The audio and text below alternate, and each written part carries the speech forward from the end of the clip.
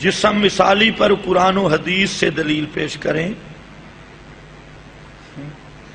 جسم مثالی کی تو ہمیں ضرورت ہی نہیں ہے، یہ کسی نے آپ کو غلط پٹڑی پہ لگایا ہے۔ ہمارا عقیدہ یہ ہے نبی غیر نبی ہر ایک پر موت برحق ہے، اور موت کا معنی یہ ہے کہ روح جسم سے بالکل یا جدا ہو جائے، کرنٹ ختم، اور یہ کرنٹ ختم رہے گا قیامت تک۔ فَيُمْسِكُ الَّتِي قَضَىٰ عَلَيْهَا الْمَوْتَ إِنَّكُمْ بَعْدَ ذَلِكَ لَمَيِّتُونَ ثُمَّ إِنَّكُمْ يَوْمَ الْقِيَامَةِ تُبْعَثُونَ۔ اور اس پیریڈ میں قیامت تک کوئی میت نبی ولی عادتاً سن نہیں سکتا۔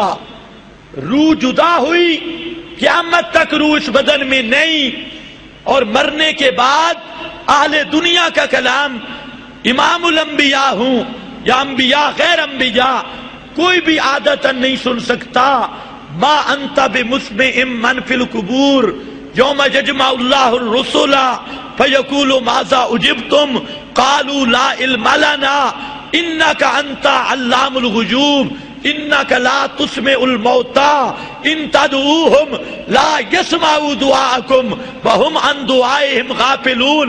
جو شخص کسی پیغمبر کی روح بدن سے نکلنے کا قائل نہیں، وہ بھی قرآن کا منکر اور پکا کافر ہے، اور جو کسی نبی ولی کی موت کے بعد پھر روح کو اس جسم کے اندر مانتا ہے، وہ بھی پکا کافر اور مرتد ہے۔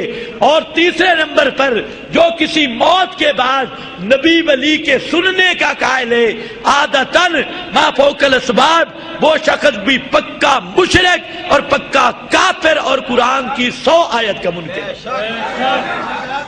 اس میں کہیں جس میں مثالی کی بات آئی، اور اگر تجھے شوق ہو تو میں ثابت بھی کر دوں گا۔ ہمیں ضرورت نہیں جس میں مثالی ثابت کرنے کی۔ آپ کا ابا جان ڈیڈی جان زید الحسینی صاحب اٹک والا بزرگ، اس کی کتاب ہے زید الحسینی کی، وہ زید الحسینی لکھ رہا ہے کہ 1000 نص سے جس میں مثالی ثابت ہے، اور جو جس میں مثالی کا منکر ہے 1000 نصوص کا منکر ہے۔ ایک نص کا منکر کافر ہے، 1000 نص کا منکر 1000 دفعہ کافر بنے گا۔ یہ خود تیرے بابا جی لکھ گئے، تو جس میں مثالی ہمیں ثابت کرنے کی ضرورت نہیں۔ ہمارے عقیدے میں 3 چیزیں ہیں، ہر ایک کی روح جدا، قیامت تک جدا، تے مرنے کے بعد کوئی سنتا نہیں ہے۔ صاحب مسئلہ ہے کیا 1400 سال میں کسی نے سما عند القبر نبی کا انکار کیا؟ جی بالکل، سب سے پہلے قرآن نے انکار کیا، اور پھر قرآن پڑھ کے ام المومنین سیدہ عائشہ نے انکار کیا، اور فرمایا ما انت بمسمع من فی القبور، اور من فی القبور نبی غیر نبی امام الانبیاء سب کو شامل۔ اور دنیا کے ملا کو میرا چیلنج کہ ام المومنین نے جب یہ آیت پڑھی اور ہر ایک من فی القبور کا انکار کیا سما کا کہ کوئی بھی نہیں سنتا، امام الانبیاء کو اگر مستثنا کیا ہو، مولوی کا حوالہ پیش کرنا مولوی کا کام، 1,00,000 روپیہ انعام دینا میرا کام۔ ام المومنین نے آیت کو عموم پہ رکھ کے استدلال کیا کہ کوئی قبر میں جانے والا نہیں سنتا۔ حضرت ام المومنین اور پھر خاص کر خود نبی کریم صلی اللہ علیہ وسلم کی قبر پہ سلام کا خصوصی حوالہ بھی موجود۔ امام زین العابدین حضرت حسین کا بیٹا، اس نے وہاں پر فرمایا کہ قبر پہ بھی نبی کریم علیہ السلام سلام نہیں سنتے اور درود بھی نہیں سنتے۔ اور یہ مسئلہ صحابہ سے لے کر تمام صحابہ میں سے، بلکہ میں پورے چیلنج سے یہ بات کرتا ہوں کہ 7 لاکھ صحابہ میں سے ایک صحابی پیش کر صحیح سند کے ساتھ جو اللہ کے محبوب کے قبر پر سما کا قائل ہو۔ صرف ایک صحابی پیش کر، نہیں پیش کر سکتا، تابی پیش کر، نہیں پیش کر سکتا، 4 اماموں میں سے کوئی ایک امام پیش کر دے جس کا عقیدہ ہو کہ حضرت محمد مصطفیٰ صلی اللہ علیہ وسلم قبر پر یا روضہ اقدس پہ سلام سنتے ہیں، اور پورے چیلنج سے کہتا ہوں ایک صحابی کا عقیدہ نہیں بتا سکتا، تابی کا، 4 اماموں میں سے کسی امام کا، پھر آنا اہدنا الصراط المستقیم صراط الذین انعمت علیہم امتی بننا ہے تو صحابہ کا عقیدہ مان کے چلنا ہوگا۔ اگر صحابہ سے ہٹ کر اپنے ملا پیر ماسٹر یا کسی چوڑے چاڑے کی بات مانی، نرا بے ایمان اور زندیق ہوگا، ایمان نصیب نہیں ہو سکتا۔ عقیدہ حیات النبی دلال شریعہ سے منکر ثابت کرو، اس کا حکم پیش کرو۔ اس سے بڑا انکار جو آدمی نبی کریم علیہ السلام کے وجود اقدس میں روح مبارک کو مانتا ہے وہ 100 آیت کا منکر ہے اور پکا کافر ہے۔ ابھی کہہ رہا ہوں فَيُمْسِكُ الَّتِي قَضَىٰ عَلَيْهَا إِنَّكُمْ بَعْدَ ذَلِكَ لَمَيِّتُونَ ثُمَّ إِنَّكُمْ يَوْمَ الْقِيَامَةِ إِنَّكَ مَيِّتٌ وَإِنَّهُمْ مَيِّتُونَ۔ جو امام الانبیاء صلی اللہ علیہ وسلم کی روح مبارک جسم سے نکلنے کا قائل نہیں، جس طرح یہ للڑوا حیاتیے کہتے ہیں، یا روح جسم کے اندر مانتا ہے، یا مرنے کے بعد ما فوق الاسباب سننے کا قائل ہے، ان 3 شکوں میں جو شک بھی مانتا ہے پکا کافر اور قرآن کا منکر ہے۔ اس پر میں ایتے پڑھ چکا ہوں، میرا خیال ہے پرچی دینے والے کا دماغی توازن کچھ ڈھیلا سا ہے۔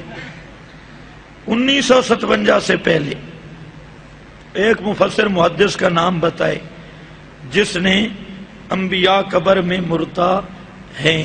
یہ قرآن 1957 سے پہلے اترا ہے یا بعد میں؟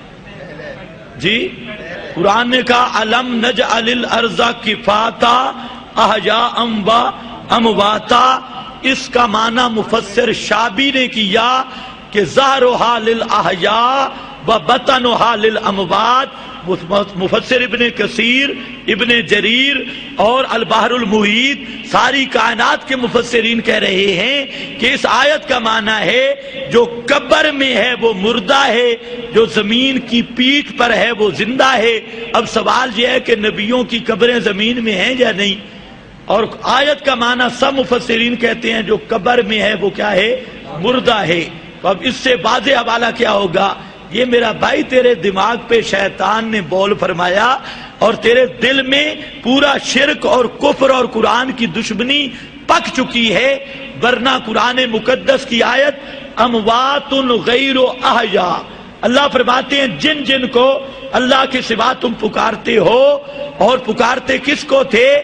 لعن اللہ الجہود والنصارى اتخذوا احبارهم ورہبانا اتخذوا قبور انبیائهم مساجدا، انبیاء کی قبروں کو جا کے پوجتے، سجدہ کرتے۔ اللہ نے فرمایا جن جن نبیوں کی قبروں پہ جا کے پکارتے ہو وہ اموات غیر احیاء، وہ مردہ ہیں، زندہ نہیں۔ اور تھانوی کو اگر مفسر مانتا ہے، جہاں تھانوی صاحب نے بھی لکھا نبیوں کو شامل، عثمانی کو اگر مفسر مانتا ہے، علامہ عثمانی میں بھی لکھا انبیاء کو شامل، عبد القادر محدث دہلوی کو مفسر مانتا ہے، وہ تو کہتے ہیں یہ آیت ہے ہی ان کے بارے میں جو نیک مرے ہوئے بزرگوں کو پوجتے ہیں۔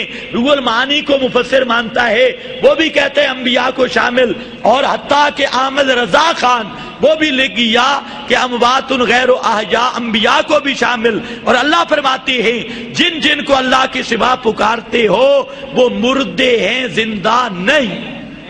اب تیری قسمت قرآن تجھے ہی کہہ رہا ہے، لیکن اگر تیرے دماغ میں پورا گند ہو تو کیا کہیے؟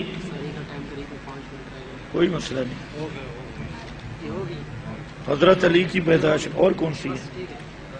وآخر دعوانا الحمدللہ۔ بعد میں بھی اگر کسی نے پوچھنا ہو تو میں ادھر ہی ہوں، نہیں تو پھر بھی آپ کے پڑوس اسلام آباد میں ہوں، وہاں تشریف لاؤ، وہ اتنا دور والی بات نہیں ہے۔